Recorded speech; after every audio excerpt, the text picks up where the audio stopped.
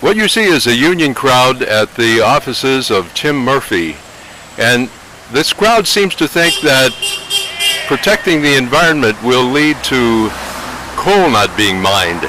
I have a gentleman here who's going to debunk that whole theory, and he's going to tell us about the need for doing what's necessary to stop the climate change. Mark, can you tell me about your organization a little bit first? Well, we're with the Organizing for Action, which is a nonprofit, nonpartisan group that really just deals with issues. And right now our main issue has been climate change and climate deniers. And so we came here to talk with the congressman to ask if he had taken a position against the science that has proven that climate change is man-made. 94% of the world's climate scientists all have agreed on that fact. And in face of such overwhelming science, it's hard to imagine that people can't believe that we are the cause of what's going on now.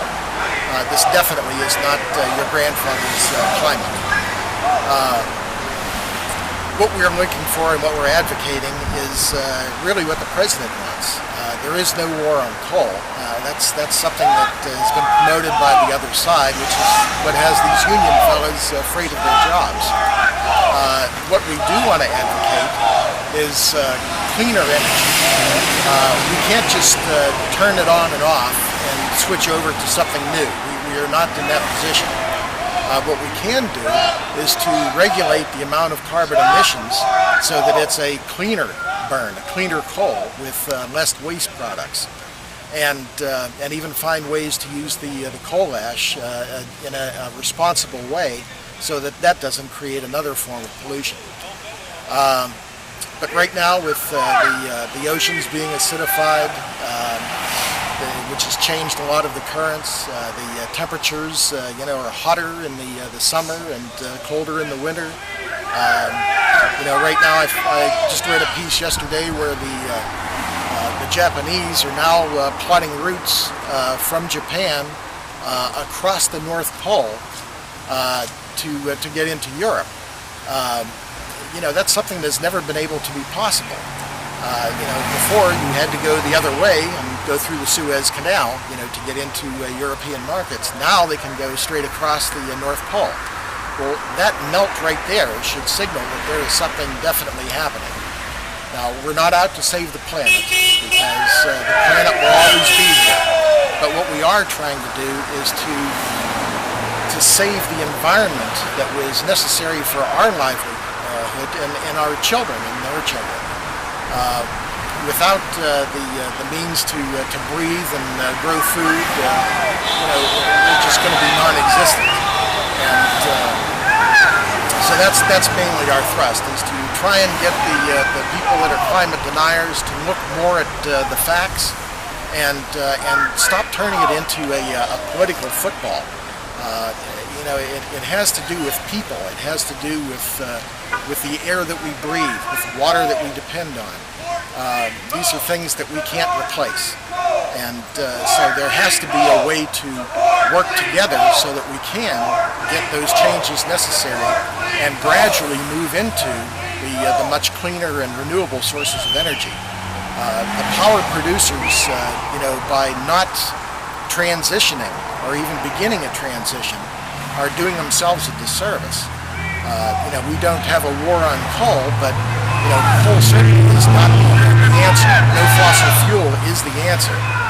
It's not just because they're finite, it's because of what they do to our environment. So we have to look to other means. Do you think that we're at a point where turning back now is too late? No, I don't think it's too late. I wish that we had started 40 years ago, whenever these things started to get to the forefront. And it's been 40 years of people, disbelieving and, not really wanting to discuss anything like that. But now I think it's pretty obvious to just about anybody that, the climate has changed, and for the worse. We're seeing tornadoes, we're seeing wildfires.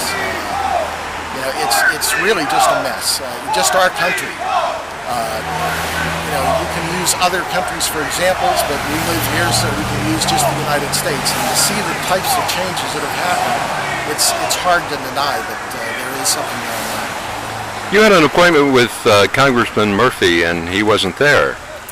Well, that's kind of par for the course.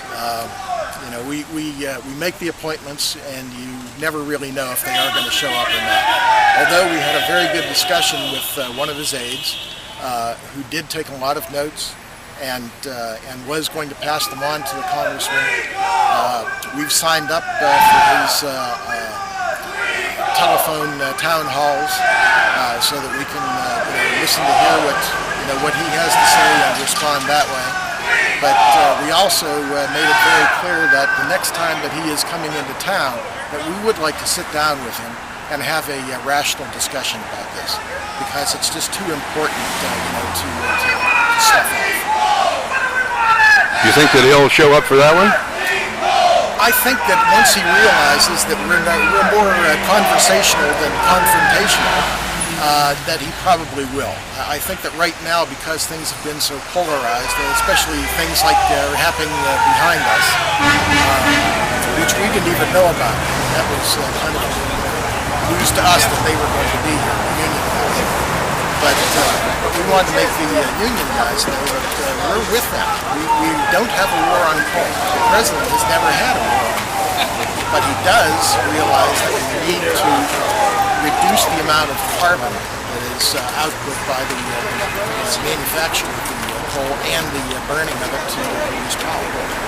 I tend to be a skeptic. I think anybody who's been in the news business is a skeptic and needs to go deeper.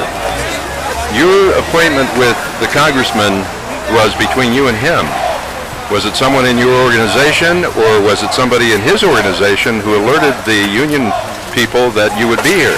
It certainly wasn't us, because we, like I said, we don't want to cause turmoil. We would rather have dialogue.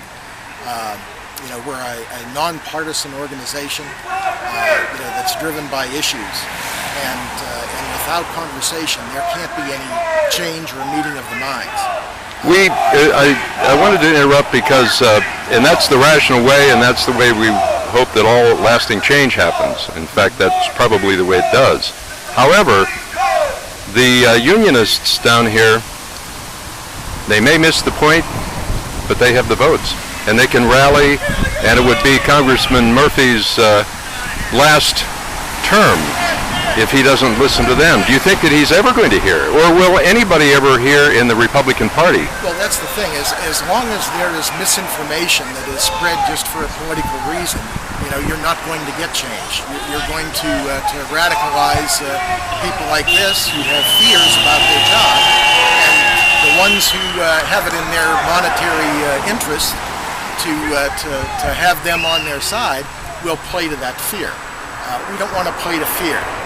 We need to do something positive for them too. We don't want to see them lose their jobs, but certainly there's plenty of room with new technology for them to transition, into new forms of energy that would make life a lot cleaner and a lot more healthful for them. I certainly would think they would like to work above ground rather than below ground. Especially from the health reasons. And we all know that that's a fact, because we have a couple hundred years of people dying of lung-related disease from working in mines.